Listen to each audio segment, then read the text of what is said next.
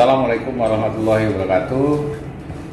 Para pencinta SFC, kita sekarang ini lagi dalam program menghidupkan kembali merchandise yang sempat dalam tanda kutip berantakan lah gitu ya, supaya merchandise ini bisa menjadi salah satu daya wisata di Sumatera Selatan, bahwa kalau penggemar bola itu biasanya pengen melihat merchandise klub kebanggaan di kota itu. Salah satunya adalah Sriwijaya FC.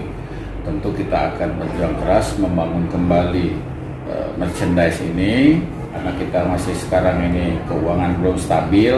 Kita akan melemparkan ke publik siapa yang ingin membranding tempat merchandise kita. Kita kemarin sudah ketemu Bang Sumsel, mudah-mudahan Bang Sumsel bisa mau membranding tempat merchandise kita, dan tentu merchandise ini juga akan kita buat sebagus-bagusnya. Kita akan belajar dengan klub-klub yang sudah membangun merchandise-nya dengan baik, tekan jualan juga secara online, dan kita akan rapikan semua yang tentang Sriwijaya yang selama ini masih berserakan.